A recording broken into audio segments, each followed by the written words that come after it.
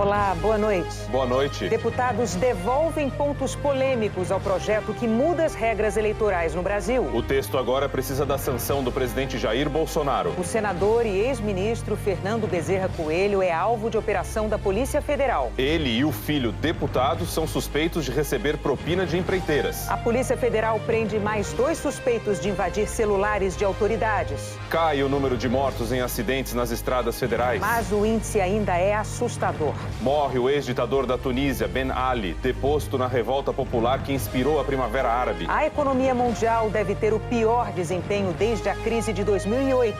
O alerta da Organização para a Cooperação e Desenvolvimento Econômico. O Grupo Globo é finalista em 3 categorias do Emmy Internacional de Entretenimento. Veja agora no Jornal Nacional.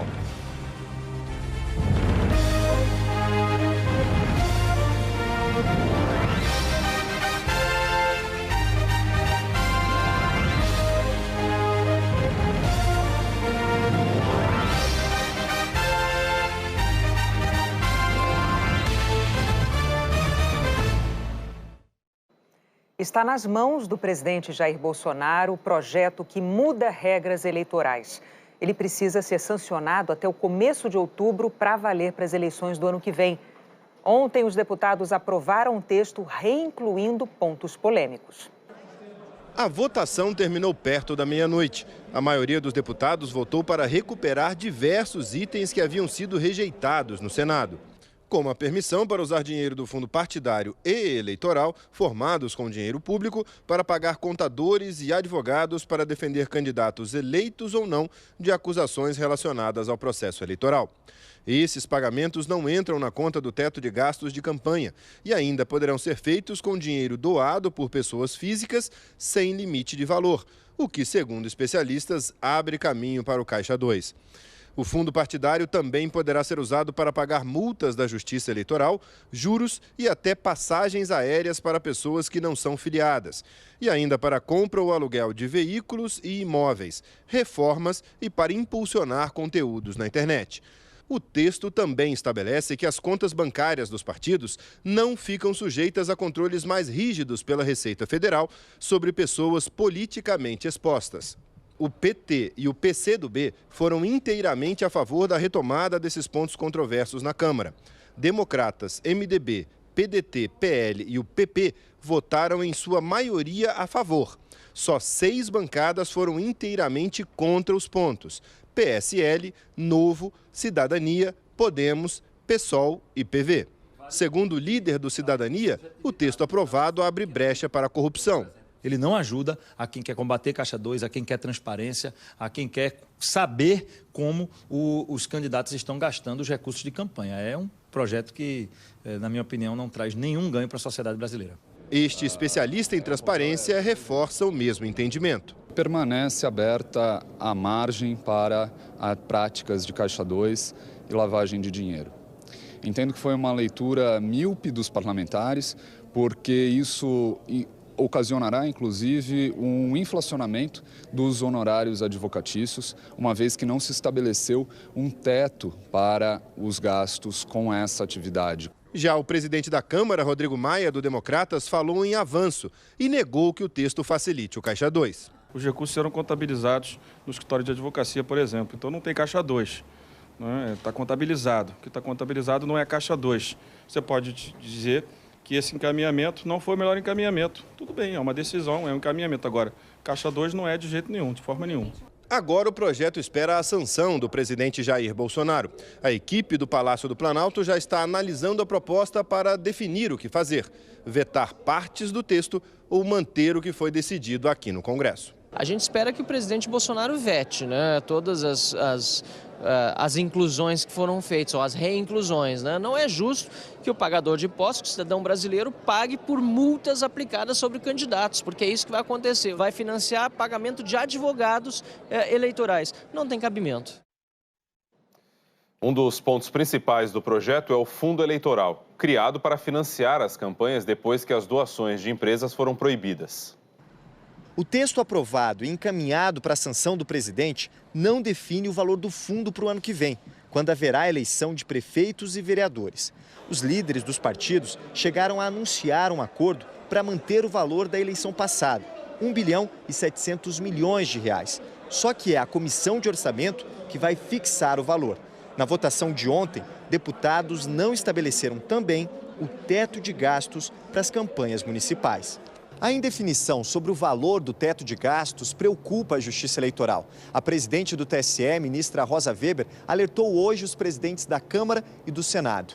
Em 2 ofícios, a ministra demonstrou preocupação com a falta de regulamentação sobre o limite de gastos para as campanhas municipais. O Congresso tem até o dia 4 de outubro para estabelecer um teto para os candidatos do ano que vem. Se isso não ocorrer, dependeria de uma eventual resolução do Tribunal Superior Eleitoral. Este ex-ministro do TSE afirma que a falta de um limite para os gastos beneficia candidatos mais ricos. Nós vamos para uma eleição sem que se tenha a regra principal, que é a igualdade entre os candidatos, ou seja, estabelecer um valor único para que todos possam gastar somente até aquele valor. Ao mesmo tempo, se permite que o candidato rico possa utilizar toda a sua fortuna para bancar sem limites a sua candidatura, me parece que é um quadro que deve ser examinado com preocupação. A Polícia Federal fez buscas em endereços ligados ao senador e líder do governo Fernando Bezerra Coelho, do MDB, inclusive nos gabinetes dele e do filho, o deputado Fernando Coelho Filho. Os policiais chegaram cedo ao Senado. Fizeram buscas no gabinete do líder do governo Bolsonaro, senador Fernando Bezerra Coelho, do MDB. Na Câmara, o alvo foi o filho dele, Fernando Coelho Filho, do Democratas. A Polícia Federal apreendeu documentos e arquivos digitais no gabinete do deputado. Os policiais também estiveram em endereços do senador e do deputado em Brasília e cumpriram 52 mandados de busca e apreensão em Brasília, no Recife e em Petrolina, em Pernambuco, além de João Pessoa, na Paraíba. O senador e o deputado são suspeitos de receber 5,5 milhões de empreiteiras entre 2012 e 2014. Delatores afirmaram que faziam empréstimos aos dois, mas quem quitava os valores eram construtoras. Uma triangulação para esconder o suborno das empreiteiras, que tinham interesse em obras sob influência dos dois políticos. Entre elas, a transposição do Rio São Francisco, custeada pelo Ministério da Integração, na época comandado por Fernando Bezerra Coelho, no governo Dilma Rousseff. Um dos indícios é uma gravação feita pelo delator João Lira, que é um empresário de Pernambuco que é investigado por usar empresas de fachada para operacionalizar repasses de propina. Ele relatou que pagou R$ 1.700.000 a Fernando Bezerra Coelho e que receberia esse dinheiro de volta da OAS, o que acabou não acontecendo. Para conseguir o dinheiro, João Lira gravou uma reunião com o auxiliar do senador em fevereiro de 2017. E segundo as investigações, nesse diálogo gravado, João Lira cobrou o dinheiro e também uma possível taxa de juros da propina. A operação de hoje foi autorizada pelo ministro Luiz Roberto Barroso, do Supremo Tribunal Federal. Na decisão, ele diz que há indícios, portanto, de que ainda em 2017, o sistema de repasses de valores indevidos continuava, mesmo após a menção ao nome do senador na Operação Lava Jato. Fernando Bezerra Coelho é alvo de um inquérito no Supremo e mais 5 investigações enviadas a instâncias inferiores. Dessas 5, 2 relacionadas à Lava Jato. A então Procuradora-Geral da República, Raquel Dodge, discordou da necessidade de fazer buscas em endereços do líder do governo. Disse que não há indícios de que ele registrasse os atos praticados, pois, ao contrário, adotou todas as medidas para manter-se longe deles, de modo que a medida invasiva terá pouca utilidade prática. Apesar da discordância do Ministério Público, o ministro Luiz Roberto Barroso determinou as buscas. Ele argumentou que Fernando Bezerra de Souza Coelho e Fernando Bezerra de Souza Coelho Filho são tidos como os beneficiários primários das vantagens indevidas pagas pelas empreiteiras, de modo que se faz necessária a realização de buscas e apreensões em seus endereços, para a comprovação dessas suspeitas. E complementou: o argumento da Procuradoria-Geral da República contra a realização de busca em endereços de Fernando Bezerra de Souza Coelho não é convincente. Na criminalidade organizada econômica, porém, o natural é que todos os envolvidos tentem ocultar provas e não evitar deixar registros de seus atos. A medida cautelar serve justamente para tentar encontrar documentos mantidos sigilosamente, longe dos olhos do público e das autoridades de investigação. Depois da ação da Polícia Federal, o senador colocou o cargo de líder do governo à disposição do presidente Bolsonaro. Eu já conversei pela manhã com o presidente Davi Alcolumbre e conversei com o ministro da Casa Civil da Presidência da República, o ministro Onyx. E tomei a iniciativa de colocar à disposição o cargo de líder do governo para que o governo possa, ao longo dos próximos dias, fazer uma avaliação se não seria o momento de proceder a uma nova escolha ou não. O presidente Jair Bolsonaro está avaliando se mantém o senador como líder do governo e já conversou sobre isso por telefone com o presidente do Senado, Davi Alcolumbre, do Democratas, para avaliar as consequências da busca no ambiente político. O presidente do Senado, Davi Alcolumbre, do DEM, afirmou que a medida decretada pelo ministro Barroso se deu contra a manifestação da PGR e que mostrou-se desnecessária porque os fatos investigados, segundo ele, ocorreram entre 2012 e 2014. O senador afirmou ainda que a decisão é contraditória porque o ministro Barroso conduziu o entendimento de que o STF não teria competência para processar e julgar fatos não relacionados ao exercício do mandato. Disse que a decisão deveria ter sido apreciada pelo plenário do Supremo e que irá apresentar um recurso contra a decisão. O ministro Luiz Roberto Barroso afirmou que a decisão de buscas no Congresso foi puramente técnica e republicana, baseada em relevante quantidade de indícios de prática de delitos. O ministro afirmou ainda que não envolveu pré-julgamentos e que os indícios se referem ao período em que o senador e o deputado exerciam essas funções e, portanto, estão relacionados ao exercício do cargo. O ministro disse ainda que investigação com supervisão do Supremo é cumprimento da Constituição e que não fere a separação de poderes. A defesa do senador Fernando Bezerra Coelho e do deputado Fernando Bezerra Coelho Filho disse que não teve acesso aos autos, mas somente à manifestação do ministro Luiz Roberto Barroso e que causou estranheza a decisão do ministro, que contrariou a orientação da Procuradoria-Geral da República. O grupo de trabalho da Câmara decidiu incluir no pacote anticrime do ministro da Justiça, Sérgio Moro, a criação do juiz de garantias, que vai ficar responsável pelo acompanhamento do processo. Os trabalhos do grupo foram prorrogados até o dia 12 de outubro. Os deputados votaram 8 a favor e 1 contra e aprovaram a criação do chamado juiz de garantias. Se a proposta se tornar lei, haverá então um juiz para tomar as decisões durante o processo, como determinar prisões provisórias ou quebra de sigilo, e outro juiz para julgar o caso no final, o que garantiria, segundo os deputados, o controle da legalidade da investigação criminal. A proposta foi dos deputados Margarete Coelho, do Progressistas, e Paulo Teixeira, do PT, um acréscimo ao pacote, que já foi bastante desidratado desde que o grupo de trabalho foi criado. Ontem, numa reunião sem votação nominal, quando não é possível saber como cada deputado votou, os deputados excluíram vários pontos, como a previsão de que investigadores possam colocar câmeras em locais públicos, sem autorização prévia da Justiça. A proibição de que condenados por organização criminosa, como facções do crime organizado, tenham direito à progressão de pena, caso o vínculo com o grupo permaneça na cadeia. A previsão de que as visitas de advogados a presos em penitenciárias de segurança máxima só aconteceriam mediante agendamento prévio com a direção da unidade. E a possibilidade da Justiça poder autorizar a gravação de conversas entre presos e advogados. Outros artigos foram modificados, retirando pontos defendidos pelo ministro Moro. O projeto original permitia que tanto a defesa quanto a acusação usassem conversas gravadas por um interlocutor, sem autorização do Ministério Público ou da Polícia. O grupo de trabalho deixou apenas a possibilidade de uso dessas provas pela defesa. Outra mudança foi na implantação das escutas em caso de operações policiais disfarçadas. Os deputados fizeram uma ressalva. Elas não vão poder acontecer à noite se o local da instalação for a casa do investigado. Em agosto, os deputados já tinham retirado do projeto a instituição do plea bargain, que é uma espécie de acordo feito depois da apresentação da denúncia, em que o acusado confessa os crimes em troca de uma pena menor.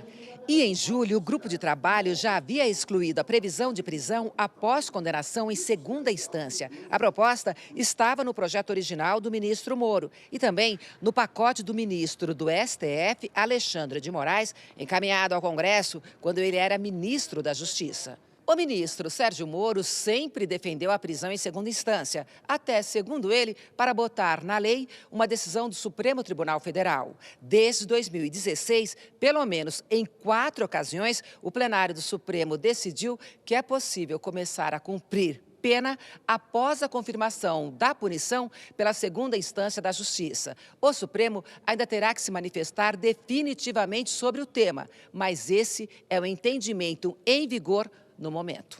Em nota, o ministro Sérgio Moro afirmou que respeita o trabalho do Congresso e está confiante de que pontos retirados ainda podem voltar ao pacote nas discussões nas comissões e no plenário.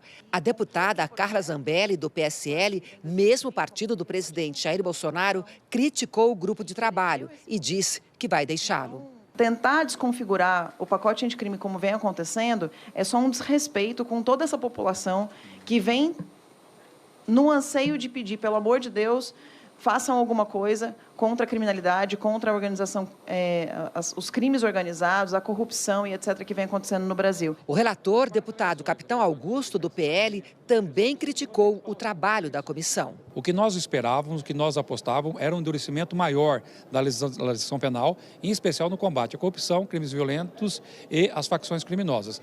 Infelizmente, o que está sendo aprovado no grupo de trabalho não endurece o suficiente para que a gente colha bons frutos na redução da criminalidade. A polícia identificou o assassino de uma menina de 9 anos, 11 anos depois do crime, em Curitiba.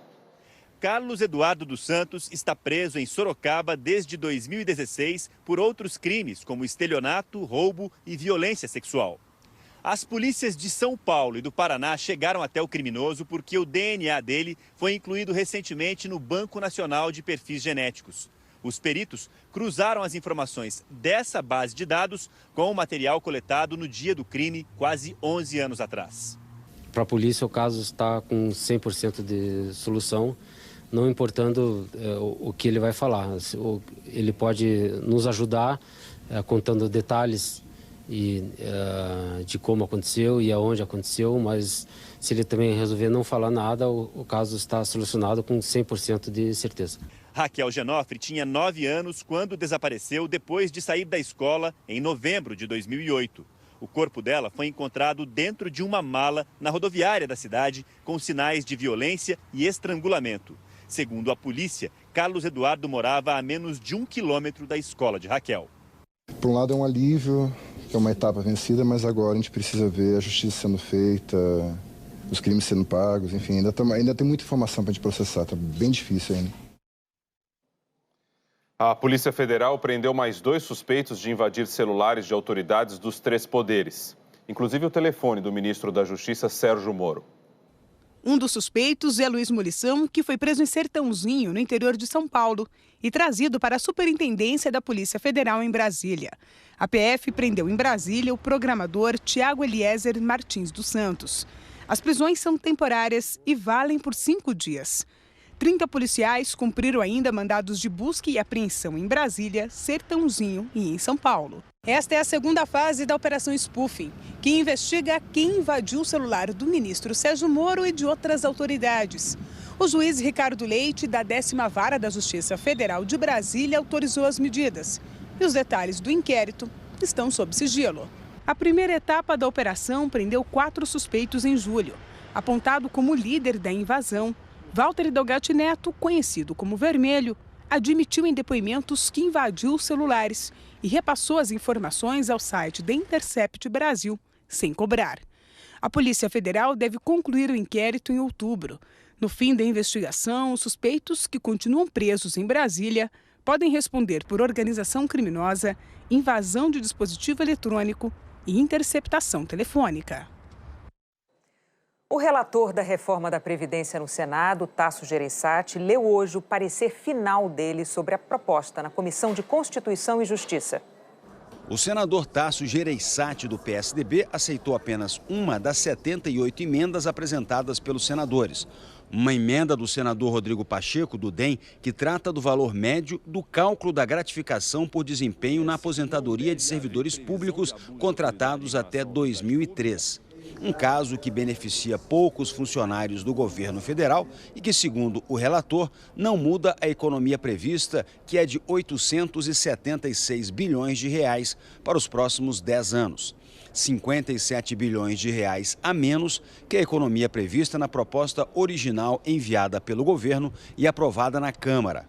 Mas Tasso prevê na chamada PEC paralela receita extra de 126 bilhões de reais, com a cobrança de previdência de entidades filantrópicas, de educação e saúde, de empresas do Simples Nacional e ligadas ao agronegócio.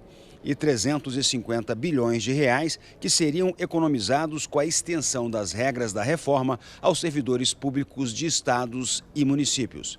A PEC paralela também está sendo usada para tornar mais brandas mudanças nas regras de aposentadoria, para garantir que pensão por morte não poderá ser inferior a um salário mínimo, valor maior na pensão por morte para famílias com crianças e adolescentes, regra mais benéfica de aposentadoria para trabalhadores expostos a agentes nocivos como mineradores. O calendário prevê votar a PEC principal na Comissão de Constituição e Justiça na próxima terça-feira. Os brasileiros aguardam a votação de uma matéria que vai poder fazer o ajuste nas contas de um Estado que não tem capacidade de investimento. Infelizmente, se essa conta não fechar, nós estaremos prejudicando as futuras gerações e seremos cobrados por isso. Depois, a proposta terá que passar por mais 2 votações no plenário do Senado. A previsão é concluir o processo até o dia 10 de outubro e promulgar a emenda com a entrada em vigor de várias regras da reforma. Já a PEC paralela vai passar por um debate mais longo aqui no Senado. Primeiro, a proposta terá que ser discutida em detalhes na CCJ, antes de seguir para o plenário. Ainda assim, a previsão é que ela seja aprovada com urgência e siga para a Câmara dos Deputados em novembro, onde também terá que passar pelo processo de discussão e votação. A seguir, a oferta de vagas no ensino superior à distância ultrapassa a de cursos presenciais. E cai o número de acidentes e mortes nas rodovias federais do Brasil.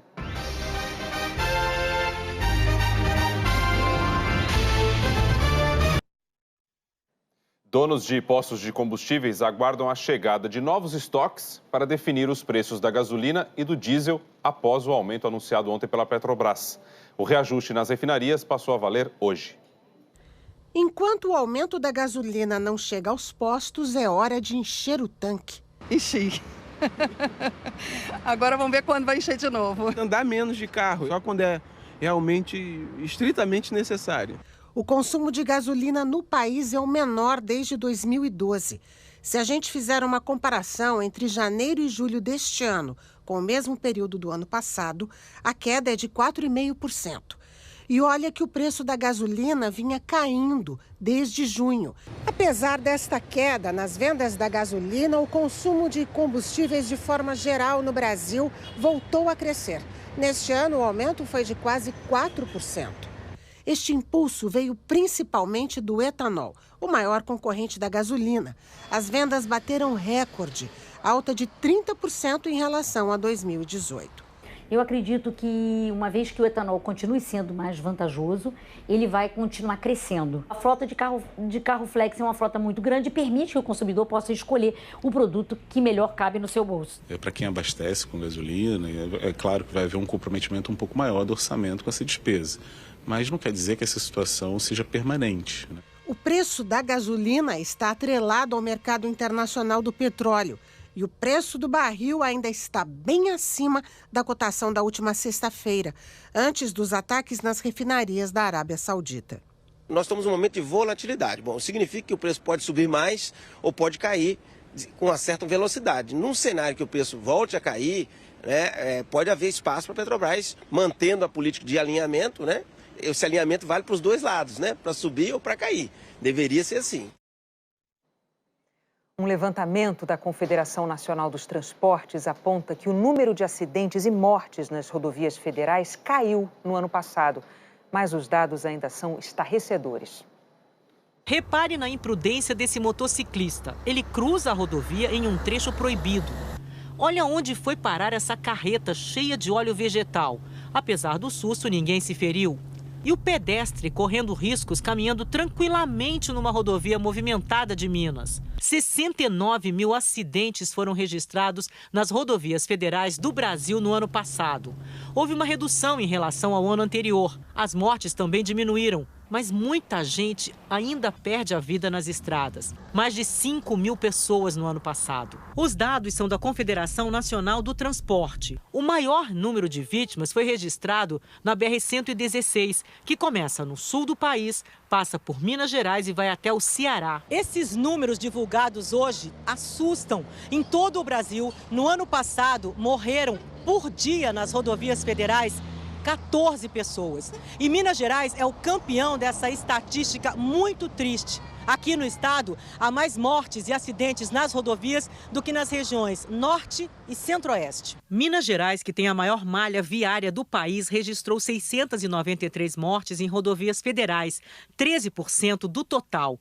A BR-381 está entre as 5 mais perigosas do Brasil. 3 pessoas morreram na batida entre um carro, uma moto e um caminhão ontem, no trecho da BR em Bom Jesus, no Amparo. Os estados do Paraná e da Bahia vêm em seguida em número de mortes. A colisão é o acidente mais comum, 60%. Depois vem a saída de pista e o tombamento. Está sempre obedecendo a sinalização por causa que ocorre acidente, mas é isso também, a prudência, né? A colisão frontal ela acontece basicamente quando a gente tem ultrapassagem em local sem visibilidade ou em saídas de pistas em curva que você choca com o veículo do outro lado. Então é o desrespeito. O ser humano não deve pagar com a sua vida pelo erro. Então a gente tem que ter rodovias que perdoam ou até que evitem que o ser humano cometa um equívoco no trânsito. Eu encontrei o Fábio com um carro lotado depois de ter levado o sobrinho e o filho no médico em Belo Horizonte. Seriam mais 4 horas na estrada de volta para casa. Mais atento, mais ligado, né? Ser mais prudente, né? Pela primeira vez, o número de vagas oferecidas no ensino superior à distância superou o de vagas para a sala de aula. Isso ocorreu no ano passado e a informação está no censo divulgado agora pelo Ministério da Educação.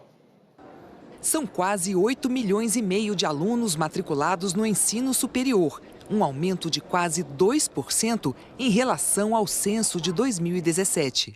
A grande maioria, 75%, está em instituições particulares e 24% em universidades públicas. 3 em cada 4 estudantes ainda preferem a sala de aula. Mas, pela primeira vez, a oferta de vagas no ensino superior à distância superou o número de vagas presenciais. Foram 7 milhões de vagas remotas e 6 milhões em sala de aula. O censo confirmou uma tendência de crescimento da educação à distância no país. Se não fosse assim, Érica diz que não poderia cursar pedagogia. Casada, mãe de 2 filhos pequenos, trabalha durante o dia e estuda até a madrugada. Cansativo, exaustivo, mas a cada resultado, a cada conhecimento adquirido, eu percebo que vale a pena. Porque eu tenho melhorado muito como pessoa, como profissional e estou muito feliz. Mesmo com essas novas oportunidades de ensino, um outro dado do censo preocupa: a evasão escolar. Apenas metade dos alunos que ingressam no ensino superior consegue levar o curso até o fim e sair com um diploma. O ministro da Educação disse que a evasão revela a falta de eficiência no uso do dinheiro investido hoje. Se a gente reduzisse significativamente essa ineficiência, a gente conseguiria dobrar um número de pessoas com ensino superior completo no Brasil, utilizando os mesmos recursos atualmente disponíveis. Essa educadora diz que a qualidade do ensino continua sendo determinante para evitar a evasão. Se esses alunos começarem a reprovar muito em determinadas disciplinas, a tendência é que ele abandone. Então, a gente precisa garantir condições nessas universidades de qualidade da educação oferecida para que a gente evite a evasão. A seguir, a prisão do miliciano que vendeu apartamentos em prédios que desabaram no Rio. E os novos focos de incêndio em Minas e em Goiás.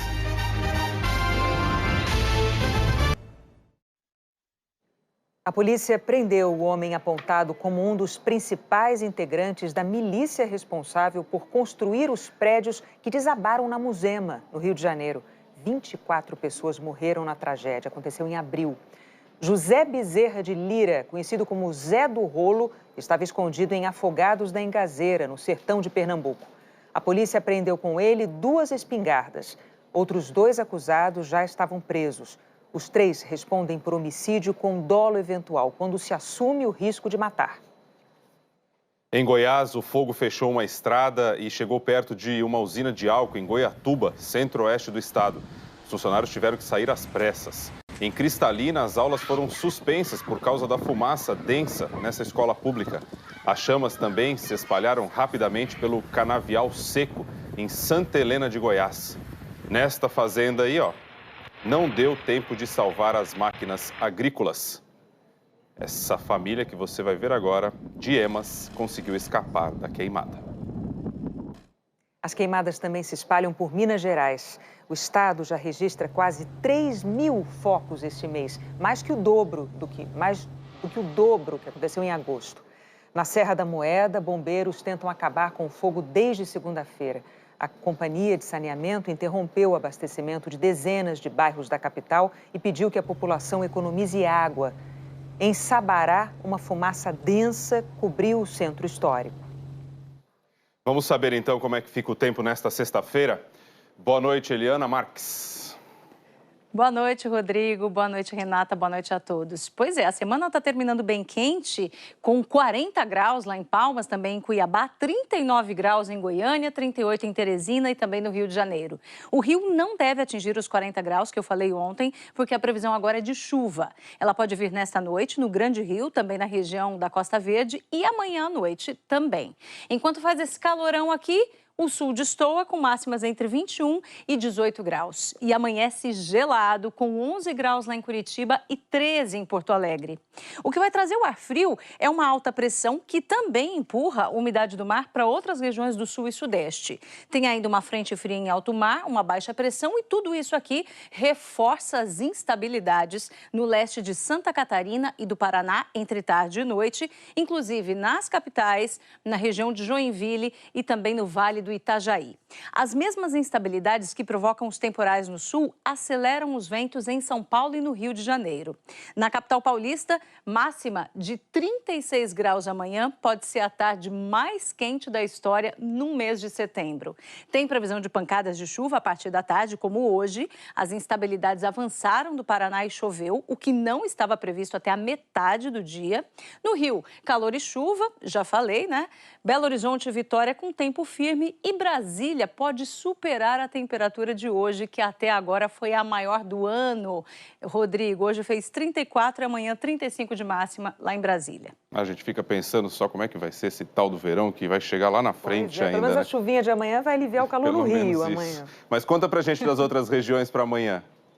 Pois é, continua quente, continua também seco em todo o estado de Goiás, no Tocantins, em grande parte aqui do Nordeste, tudo sem chuva.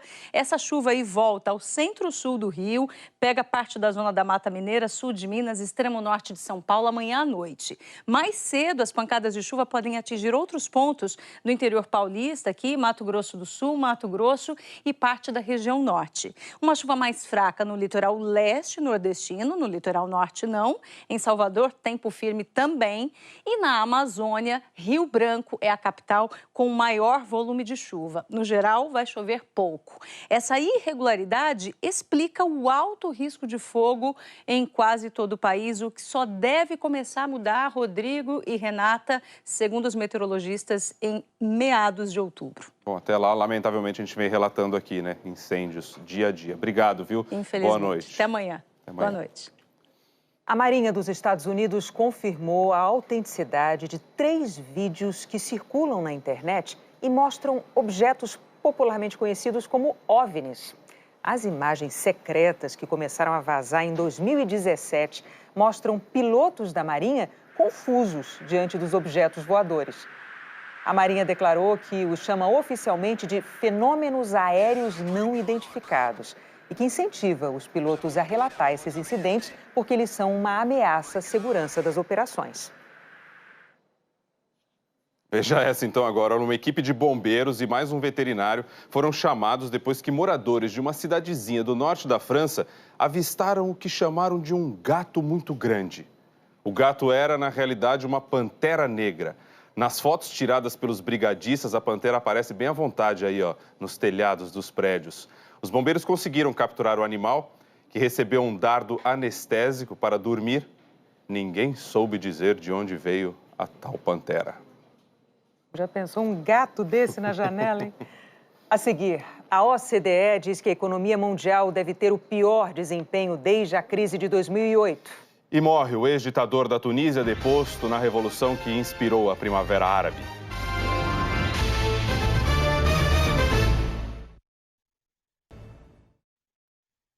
A Organização para a Cooperação e Desenvolvimento Econômico reduziu as previsões de crescimento das maiores economias mundiais para este ano e para o ano que vem. E alertou que os índices devem ser os menores desde a crise financeira de 2008. A guerra comercial entre Estados Unidos e China faz o mundo de refém.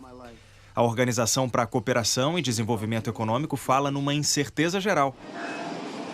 As duas maiores economias devem crescer menos e arrastam outros países. A OCDE cortou as previsões para quase todas as economias pesquisadas. O Centro de Estudos explica que os empresários precisam de um ambiente mais previsível para investir e criar empregos. A proposta da OCDE é que todos baixem as armas, um esforço coletivo para interromper as tarifas e subsídios que distorcem o comércio mundial. A OCDE afirma que só a transparência e o respeito às regras comerciais é que encerrariam os ventos contrários à economia global, mas não todos. O Brexit é outra fonte de incerteza. E se o Reino Unido sair da União Europeia sem acordo, a expectativa é de recessão por aqui. Agora, a União Europeia não seria poupada de impactos negativos. A OCDE elogiou as ações de bancos centrais ao afrouxarem a política monetária, estimulando o crescimento. Para combater a desaceleração econômica, o Centro de Estudos recomenda estímulo fiscal, até onde o bolso permitir. No Brasil, as contas públicas preocupam. A OCDE chamou a reforma da Previdência de ambiciosa, mas tem dúvida se pontos importantes saem do papel. Se forem aprovados, a previsão é de queda do desemprego e aquecimento da economia. Mas para esse ano e para o próximo, o Brasil deve crescer menos que o esperado. A economia brasileira está vulnerável à guerra comercial entre China e Estados Unidos. Os dois são os principais parceiros comerciais. O Brasil fica no meio do fogo cruzado. O chanceler do Irã disse hoje que um ataque contra o país resultaria numa guerra total. Mohammad Zarif ressaltou que o Irã não quer um confronto militar, que está disposto a dialogar com os países rivais da região, mas não com os Estados Unidos. E voltou a negar envolvimento no ataque contra instalações de petróleo na Arábia Saudita. O secretário de Estado americano, Mike Pompeo, disse que os Estados Unidos querem uma solução pacífica, mas que está muito claro que o Irã é o responsável. O primeiro-ministro de Israel, Benjamin Netanyahu, convidou o adversário dele, o ex-general Benny Gantz, para formar uma aliança de governo depois que a eleição em Israel terminou praticamente empatada. Gantz rejeitou a proposta e afirmou que quer ele mesmo o cargo de primeiro-ministro. O partido que ele lidera, o Azul e Branco, de centro, obteve 33 cadeiras no parlamento, uma a mais que o Likud, partido de direita de Netanyahu. Números distantes de conquistar a maioria de 61 necessária para governar. Morreu hoje, aos 83 anos, o ex-ditador da Tunísia, Ben Ali, que esteve no poder por mais de 2 décadas. Ben Ali estava exilado na Arábia Saudita desde janeiro de 2011. Ele foi deposto durante uma revolta popular que explodiu na Tunísia e que acabaria servindo de inspiração para a Primavera Árabe. No ano passado, chegou a ser julgado à revelia e condenado à prisão perpétua por homicídio, abuso de poder e desvio de dinheiro público. A seguir, o Grupo Globo é finalista em 3 categorias do Prêmio Emmy Internacional de Entretenimento. E o Atlético Paranaense comemora o título na Copa do Brasil.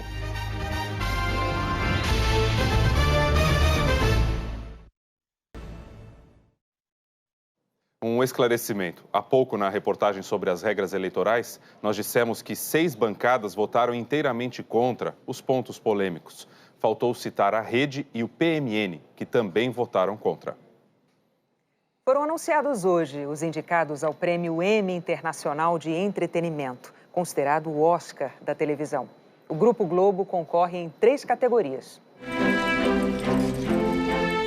Na categoria minissérie, a TV Globo é representada pela minissérie Se Eu Fechar os Olhos Agora, escrita por Ricardo Linhares, inspirada no livro de Ednei Silvestre e com direção artística de Carlos Manga Júnior. Uma Aparecida deixou a avó nesse desamparo. Tudo bem? Marjorie este ano foi indicada na categoria de Melhor Atriz pelo papel da Doutora Carolina na 2ª temporada da série Sob Pressão. Com direção artística de Andrusha Waddington e direção de Andrusha e Mini Kert, a série é uma coprodução da TV Globo com a Conspiração Filmes. Respira fundo pra mim. Foi acorrentado com um bicho, então? E o Canal Futura, da Fundação Roberto Marinho, concorre na categoria documentário com A Primeira Pedra, uma parceria com a produtora Couro de Rato. O documentário, dirigido por Vladimir Seixas, mostra casos de linchamento e o aumento da violência no Brasil.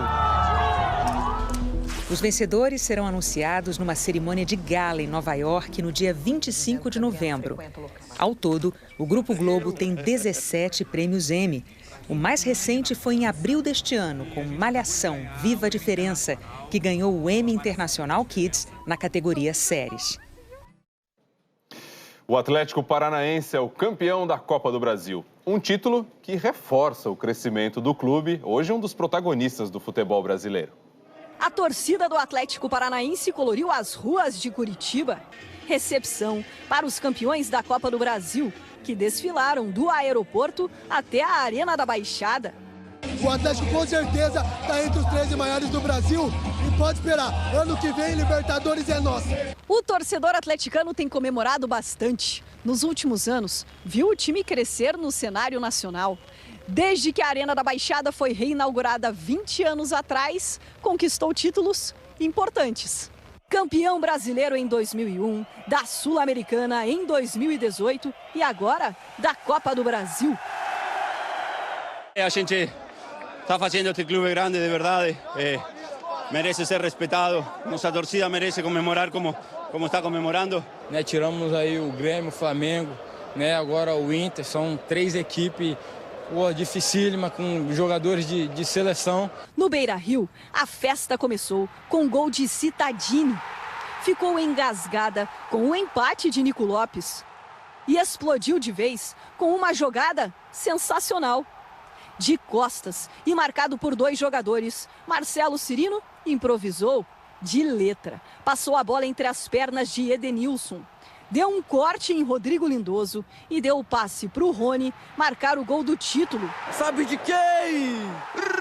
Rony! Um drible que vai ficar marcado na história do futebol brasileiro e também na pele do torcedor. O Edgar não perdeu tempo e fez uma tatuagem do lance. Caneta, passe, gol do Rony. Valeu, Marcelo. Fala, Edgar, muito obrigado por eternizar esse lance aí, um lance que vai ficar marcado para mim e tenho certeza que vai ficar marcado para todos os torcedores do Atlético. Muito obrigado. Um título e um drible com a marca desse Atlético que se agigantou no Beira-Rio. O Jornal da Globo é depois da série The Good Doctor, O Bom Doutor. Boa noite. Uma boa noite para você, até amanhã.